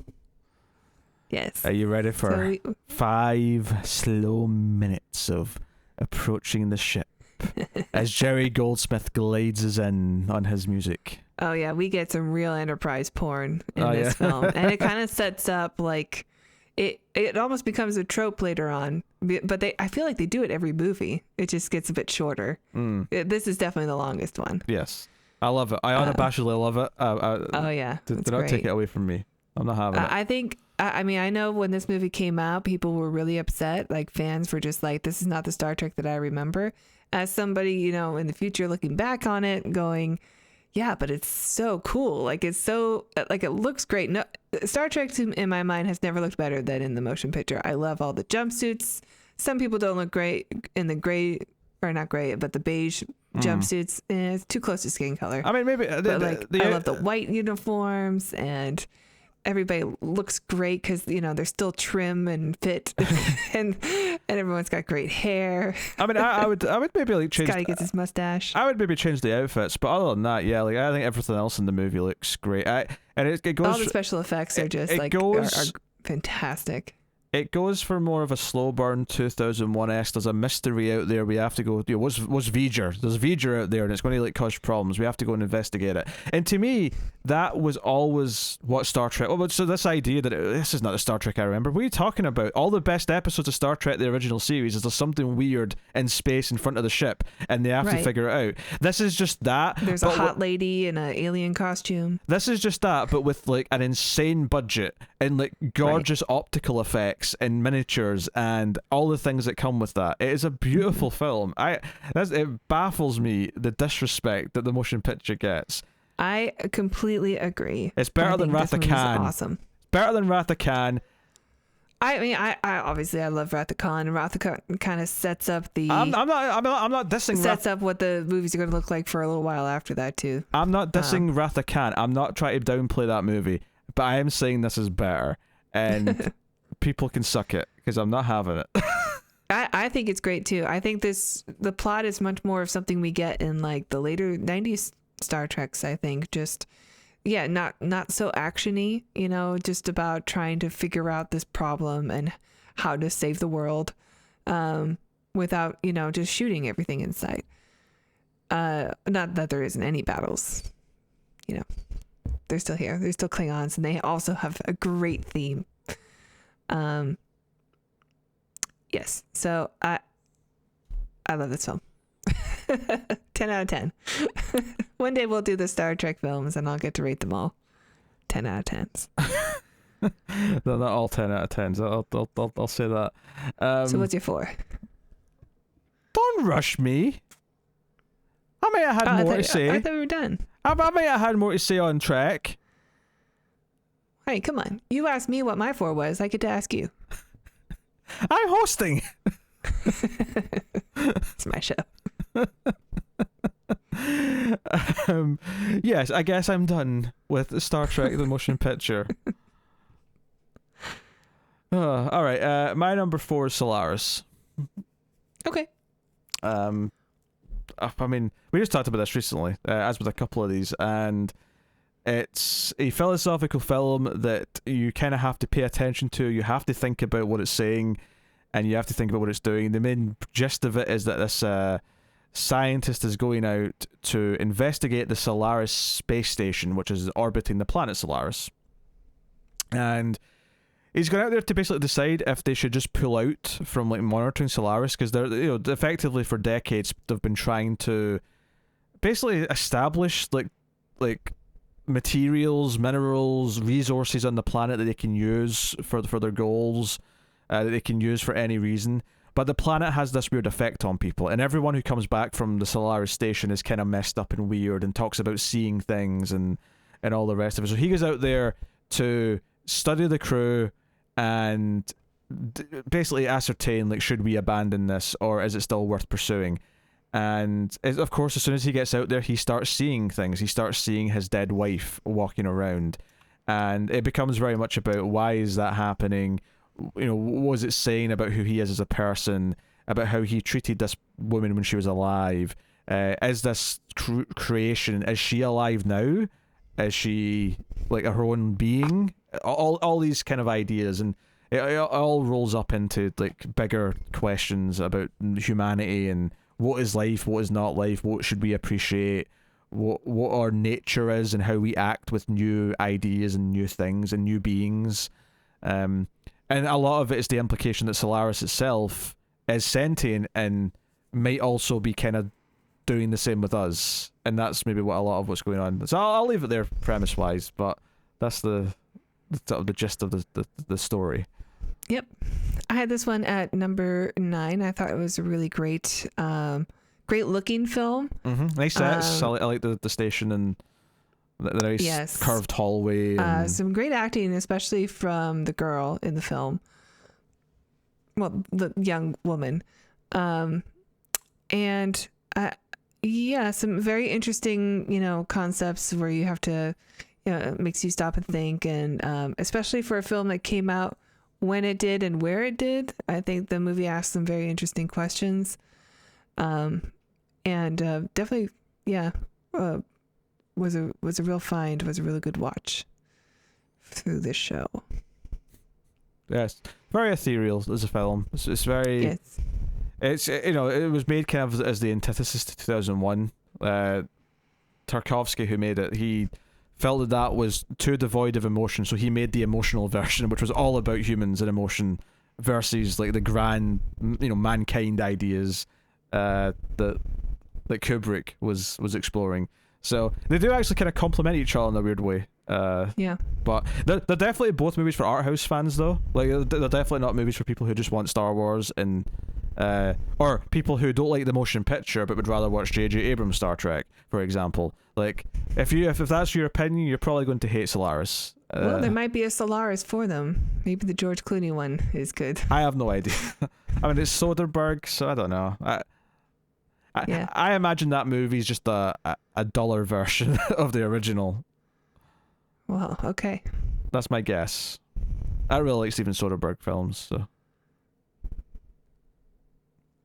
Okay. All right. What's your number 3? Yeah, I'm looking at my list of the final 3 here, and I'm trying to think, because I know you're going to have one on here that I don't. So that means one of these you don't have. Oh, no, you do. Okay, never mind. I think you bumped one of them. Okay, number 3 is A Clockwork Orange. That is also my number 3. I suspected it. That's our third match. That's right. Very nice. Obviously, there's a lot of film. There's a lot of films. We actually share most of our lists in terms of the actual movies, but these are the. I mean, I say match. I mean like same number. So, Clockwork Orange, Kubrick. Yep, hard to fault it. Really great performance. Seemingly, Malcolm McDowell was born to play this role. Of this future where it is very much a concept of nature versus nurture, but what happens when your future society is so hung up on violence and pornography, and it's great. I think the film is it's Kubrick, so it's gonna have great music and it's gonna be well directed and every shot's gonna be beautiful. And the premise is?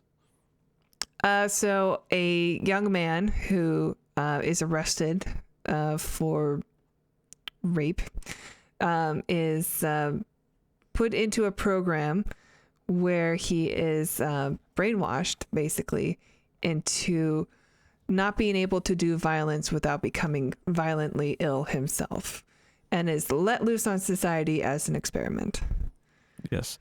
It's basically a predecessor to the chip that Spike gets in the hit television show Buffy the Vampire Slayer. Yeah, that's what what perfected it, huh? Yeah. I didn't say perfected it, I just said it was a precursor to it. Sure, okay. That does not imply improvement or downgrade in any way. So, thank you very much. It's got a very stark style, as Kubrick tends to be. The cinematography of just like the way he frames shots of actors just standing in rooms, just feeling kind of awkward, because it's got that kind of retro future thing where it's a dystopian future, but there's a lot of weird like 70s style, like design, and it's like the apartment, for example, that like the main character's family live in is very 70s. But at the same time, there's these weird like futuristic touches, like the old woman, like the mother, her hair's like randomly purple or something like that, and it's just these little details. Or other awkward moments where the main character Alex is sitting on a bed in his underwear with this older man who keeps slapping his knee, and it's really uncomfortable, and just it feels like it's like he's really, really awful, but there's also an element of like being a product of the society he grew up in.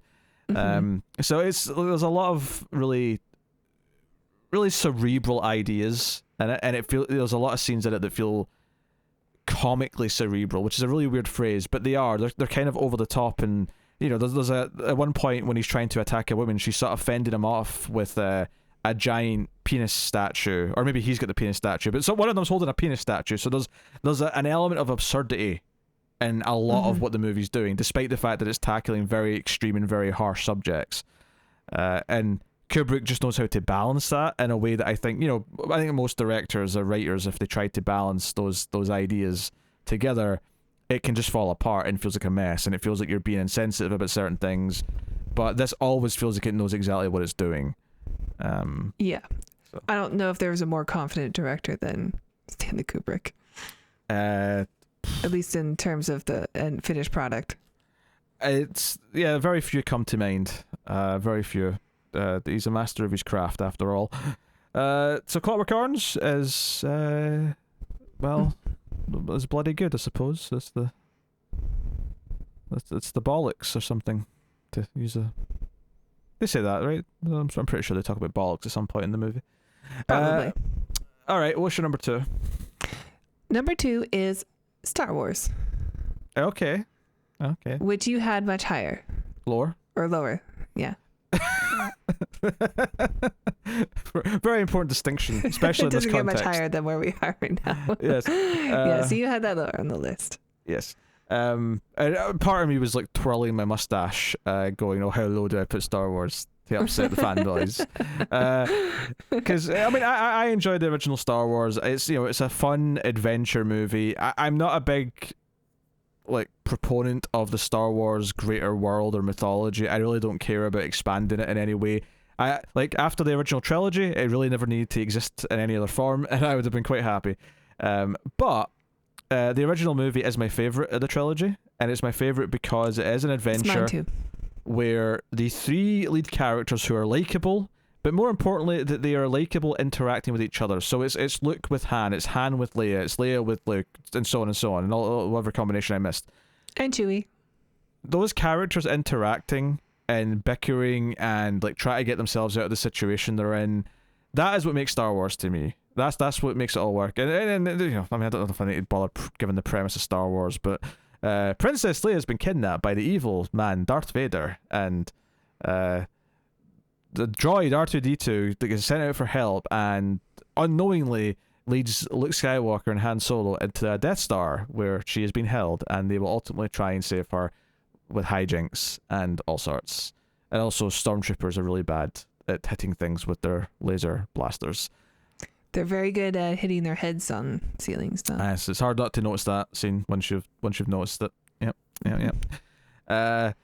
Obviously, a lot of good practical effects. Admittedly, is a little bit tainted now because you can't watch the original version. You have to watch the touched up. Well, as soon as they release those, we will do our reviews. Oh, is that what we're waiting on before we do Star Wars? I suspect that Disney will release them eventually. They have to. They know that's a moneymaker because everybody wants it. I feel like 2017 was the time to do it because it was the anniversary. They might. They still had new movies to promote. You can do it the same year as you got. That's a good tie-in though, right? It's Last Jedi's coming out, and you can get the original trilogy.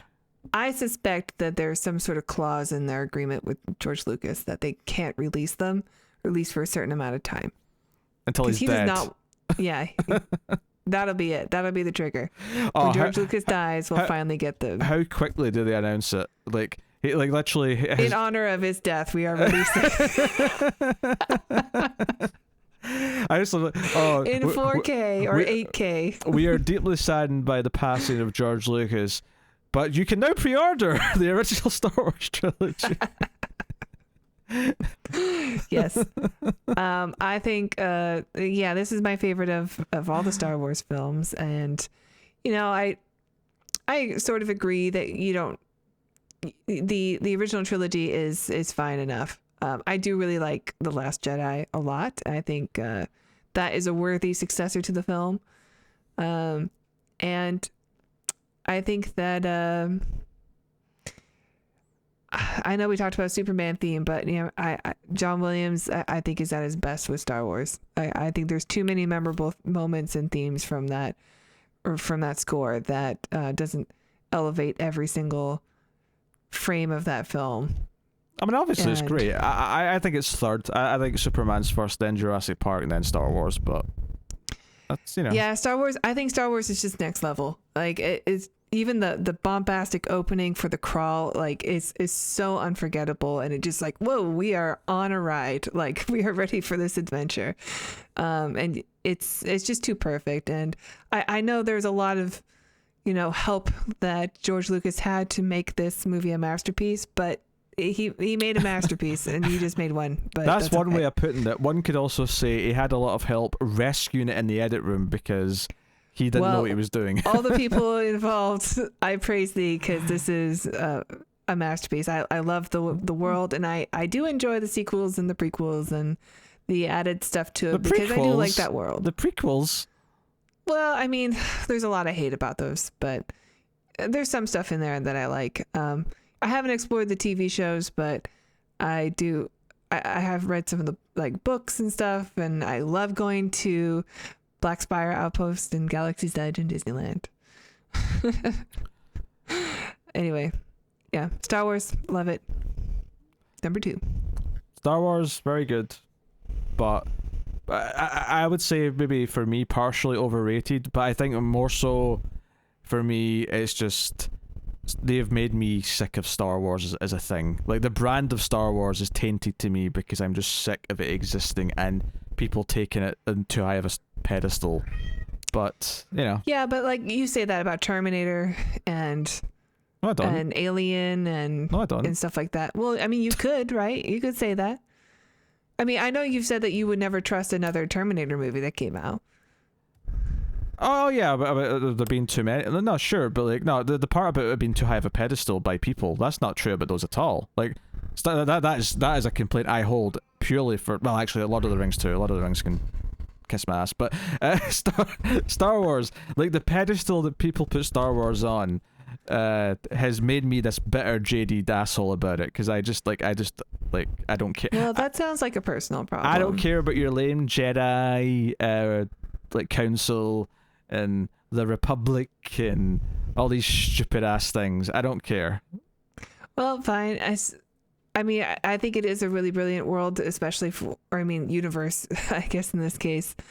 And I think that I guess it's a storyline that works, you know, the whole hero's journey and Joseph Campbell stuff, but it still works, and it works because, you know, we love these characters, and it works because the worlds that they create are very unique and awesome, and, you know, that lived in future feel is like, it does feel very old, but also very new at the same time. I think, and I do think it was lightning in a bottle.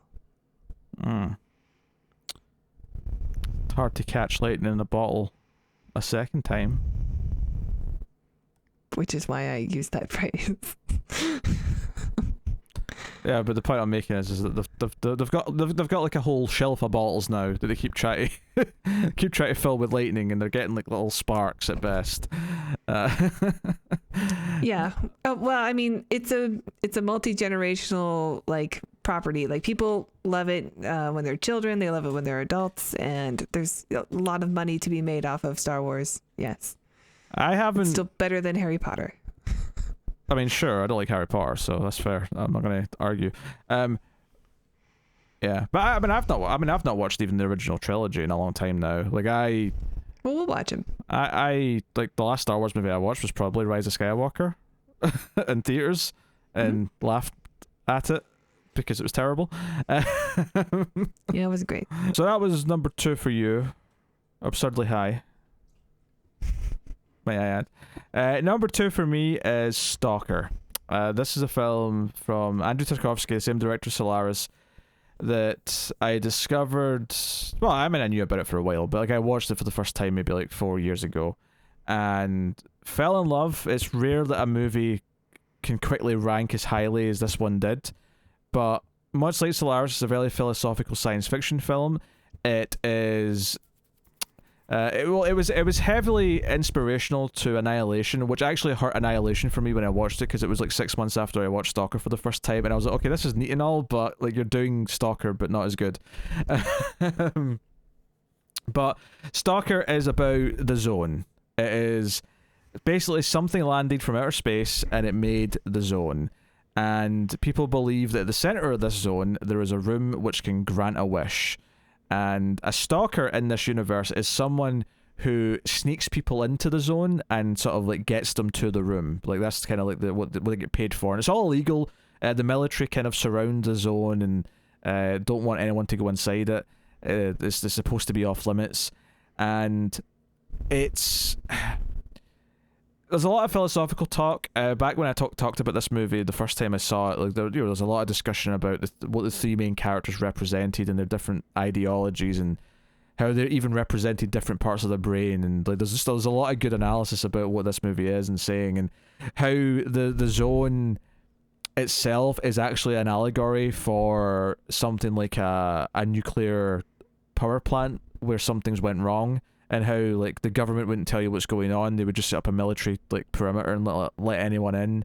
So there's kind of like some of that going on. Obviously it's pre-Chernobyl. This movie came out before that, it's the 70s, but there was incidents, you know, that had to be taken seriously before that, and this is kind of like harkening into that a little bit. If anything, the existence or the happening of Chernobyl after the fact just kind of made this a lot more like poignant in some ways, and in terms of those themes, because it was like, okay, now there's like a very specific one that we all remember and is more common knowledge. But this is a movie where the characters like react to nothing. This is a movie where they talk about paths being dangerous, and they talk about you can't go over there because you'll get lost.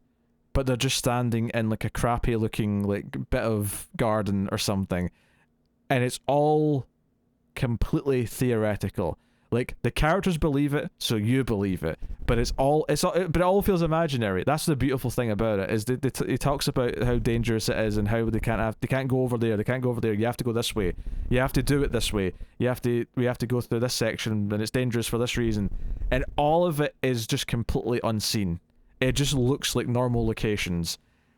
And the fact that the character takes it this seriously, and you kind of let yourself think about it that way, it makes the idea of this zone ethereal. Because what Annihilation does is Annihilation actually does try and make it look fantastical and gives you all these effects and gives you all this stuff that's going on. And a really great bear.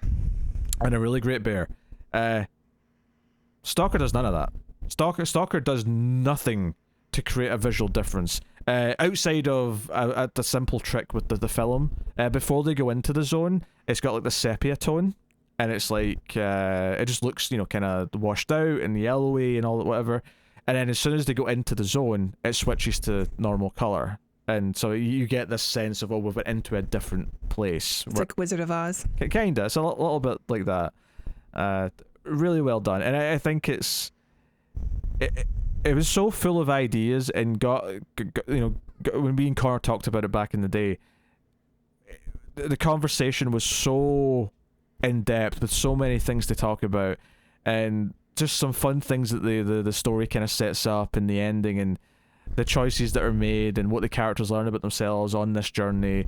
It's really good. Now you have to be in the mood. It's like a 3-hour movie, give or take, and it's a lot of characters talking and being philosophical. So much like Solaris, like you don't go in expecting an action movie or an adventure movie. It's not that. But if you get swept away with the ideas, it's basically perfect at what it's doing. And it's kind of unique, and I think maybe that's part of it, is that it's so good at what it is, but it's also like nothing else I'd ever seen before. Mm-hmm. And I'd say that, you know, seeing Solaris again, it's like, okay, yeah, like I can tell they're both Tarkovsky films. I imagine that this kind of feeling will translate to his other films, even the ones that aren't sci-fi. But yeah, it's a very rich, dense film that I recommend highly. And as you know, it's got a Criterion Collection release, and it's exactly the sort of movie that feels like it belongs in the Criterion Collection. So take that however you will. So yes, Stalker, masterpiece. Very cool. I know it's based off of a book that I've had on my reading list for a little while called Roadside Picnic, and which Solaris was also written, like, was a book before too. So yeah, apparently he's quite good at adaptations.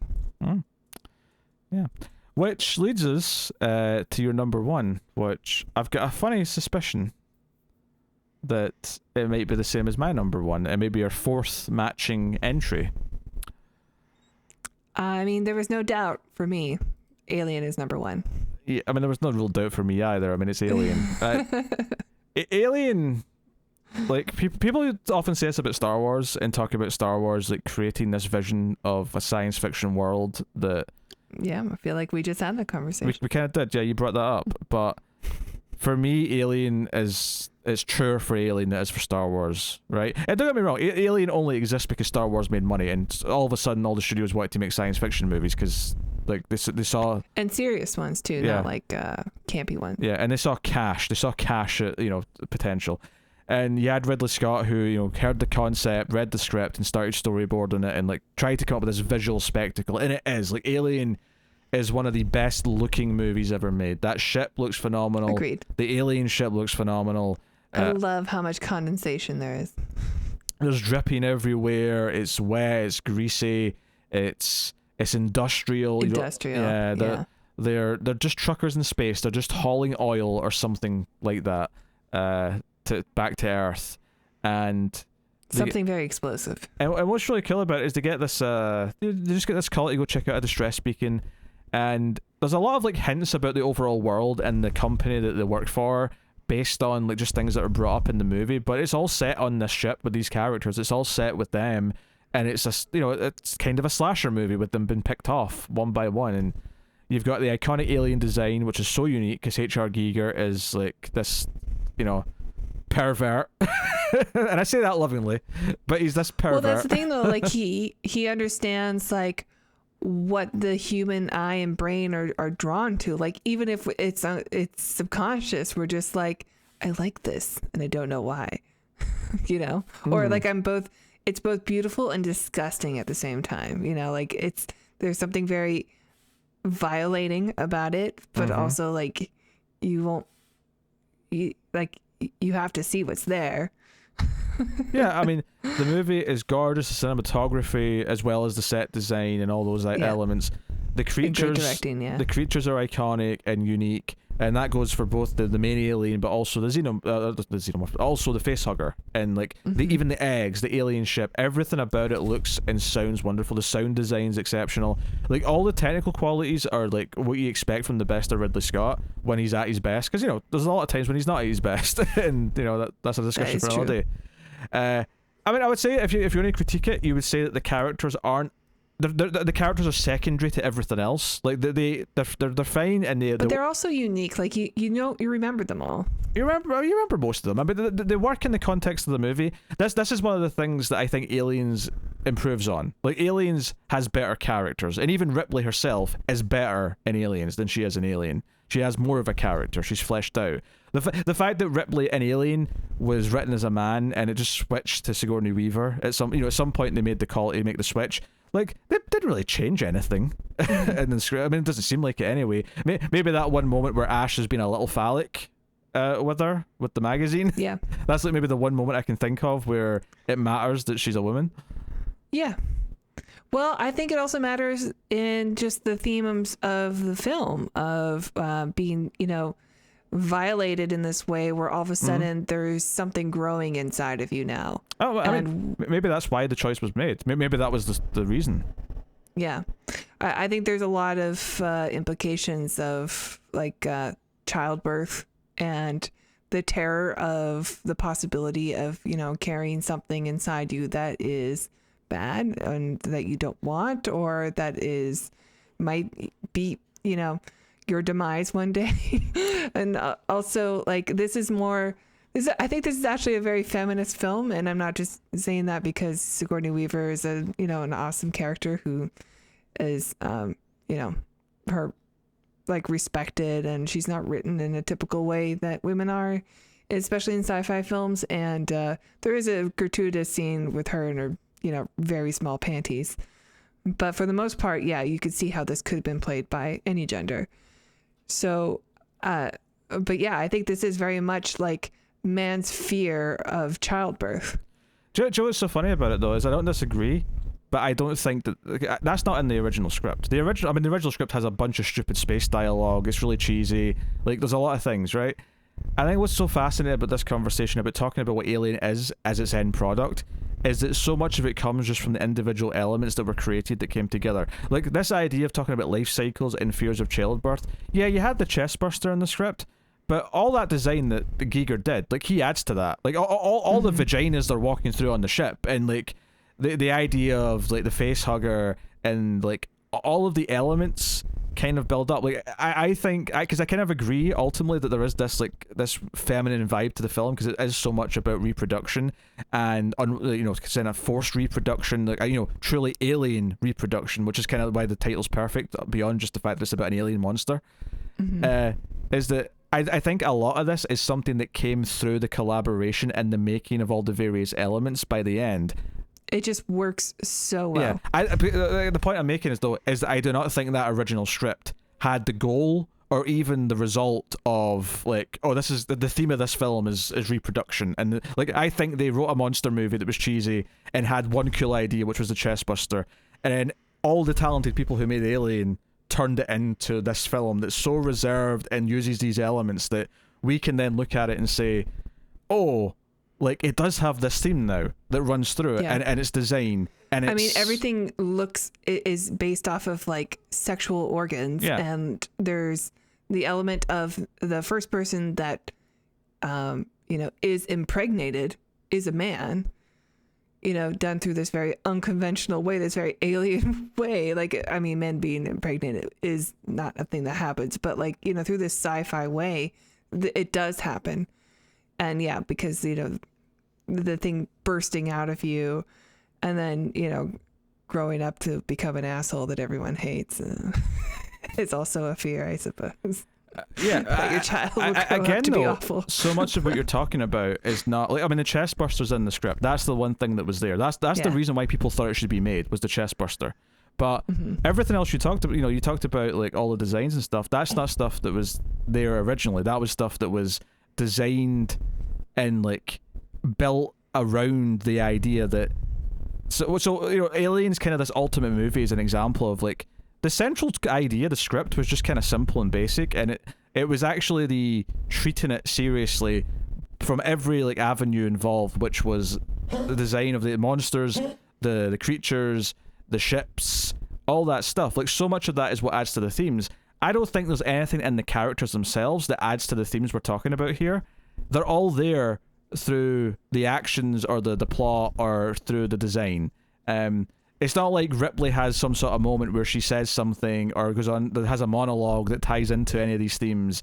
No, just the thing we talked about with Ash. Yeah, well, yeah, that was the one moment, right? But that's it. That is the only thing, really. And like, I don't know, like, is that in the script where he tries to shove the magazine in her mouth? Is that something that was like almost like an ad lib, like on set? Yeah, I don't know. Improvised. Who knows? Yeah. I mean, you have the computer being called Mother. I wonder, like, is that an intentional link to the reproduction ideas of the movie, or is that something that was just happenstance in the script, or is that something that they changed at some point because they said, hey, this can tie into the themes of the film? Like, sure. I don't know, but. Well, she's also, I mean, I say she, but like the mother's also taking care of them while they're being incubated in a sense while they travel. Yeah. So, I mean, I've never read the original Alien script, but from the sounds of it, when I hear about it in like the big making of documentary and stuff, is that it's it's just this goofy sci-fi movie with people have got like space names, like I can't even remember one, but they've got silly names because they sound futuristic, right, and stuff like that. And so much of these ideas, I think, are born through the process of making the movie, and I think that's why the reason why that works in the Aliens case, whereas other movies you absolutely have to have a tight script and all those tight ideas to begin with, and a lot of the best movies have those tight ideas from the script level, is because it is so simple. It's as a monster on a ship and it's killing people one by one, and that gives the creators a lot of freedom to kind of like make it theirs through all the other elements, through the way they show this, through the way they portray the characters, through the way they portray the visuals and everything else. Like, all the quality of Alien is everything else elevating what is just a monster's killing people one by one.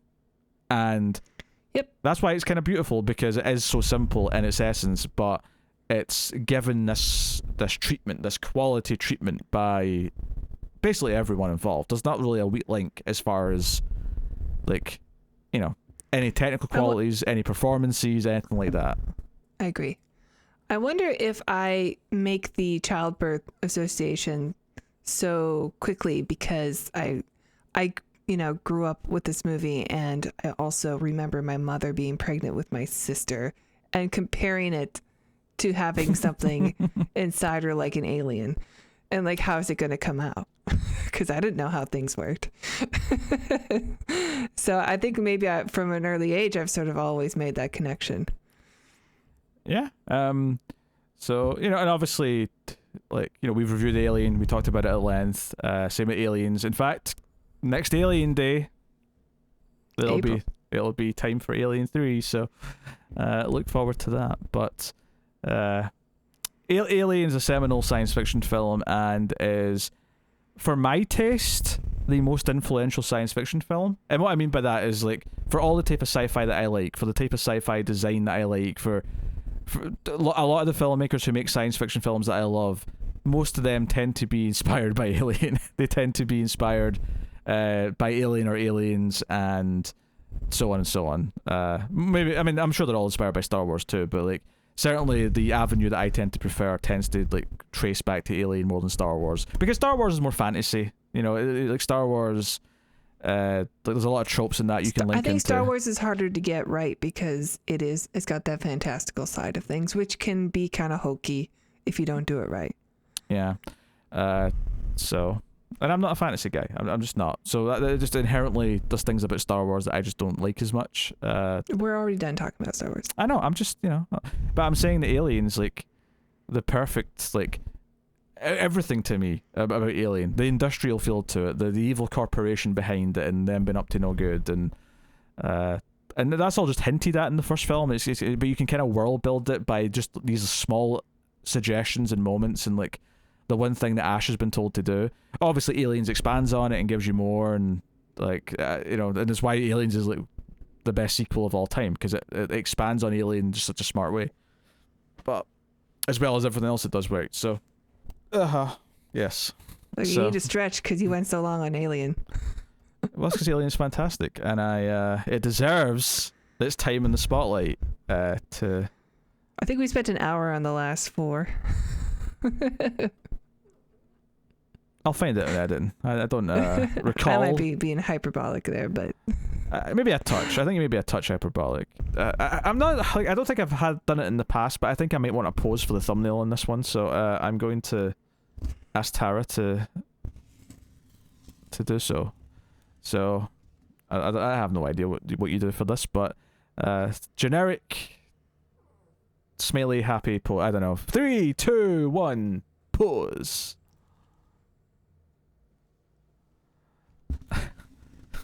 There you go. That was. I've got a question. I've got a question for people. So, yeah, you can let us know what your favorite sci-fi movies of the 70s are. Obviously, there's some that one of us haven't seen yet, or both of us haven't seen yet, that I'm sure we'll get to in the future. There's maybe some that you think we've glossed over or didn't like, I mean, or whatever. I mean, maybe, you know. I was kind of half expecting you to have the Omega Man on there somewhere, and I'm okay that you didn't, but I was half expecting it. I was thinking of Terminal Man, maybe. Terminal Man, yeah. But that doctor scene just... Yeah, I've really considered Terminal Man. Like, Terminal Man, again, good ideas, but I just didn't quite get there. Yeah, so... And I really wanted to put Phantasm on, but I think we decided that was too much of a horror film. Well, it's not just too much of a horror film, it's just there's not enough of a sci-fi movie. Yeah. Like, I mean, Alien's a horror movie. Well, I mean, if From Beyond is a sci-fi film, then, yeah, I mean, Phantasm could be also. I disagree. I don't think so. I don't think Phantasm's a sci-fi movie. Okay. Right. You say we decide this, you said is Phantasm cut, and I just said no. Mm-hmm. That's like, true. That was the conversation. I'm like, no. Well, it would have made my list. Well, yeah, it's an excellent film, but it's not sci-fi. There's like one small sci-fi element. One small, tiny sci-fi element. Which makes it sci-fi. No. So, yes, that is the top 20 sci-fi movies of the 70s. I don't know when we'll be doing one of these next, and it'll probably be another decade, I imagine. We might even focus some of our picks for reviews and lead up to another list to flesh out, well, it'll be the 80s, 90s, 2000s. We already did the 2010s. We did the 2010s at the end of 2019 because it just made sense. And that was a nice big healthy top 25, so you can go check out that if you want. Yep. If you guys have ideas for lists that you really want us to see, maybe a decade, maybe something else. A subgenre is the other thing. We've done time travel in the past. Although I do those solo top 10s now, so maybe that's replaced the idea of us doing top 10s of like subgenres. But I'll take this time to thank our Patreon producers for the month. So thank you to, let me scroll up. Thank you to Tyler Hess, Cindy Palacios, David Sharp, Board Now, Christopher Moy, and David Brown. That's one of the higher tiers of Patreon. You can be a producer, but you can be a producer at a lower tier, can't you, Tara? That's right, Peter. If you enjoy our reviews, please check out our Patreon page. It's patreon.com/MildfuzzTV. And if you donate as low as $1 per month, you will get access to bonus movies for the Apes. That's where we keep our really fun B movies over there behind the paywall of $1. And if you donate $5 per month, you'll get to vote on what we watch once a month, and you'll get access to our reviews one day early. Thank you. Yeah. Otherwise, though, you can subscribe, ding the bell for notifications, do all that stuff. It helps out on YouTube. Rate the audio podcast version 5 stars on iTunes or whatever podcast app you use, and that is pretty much it. So thank you very much for joining us. We always appreciate it. Keep watching science fiction and computer at Salsa.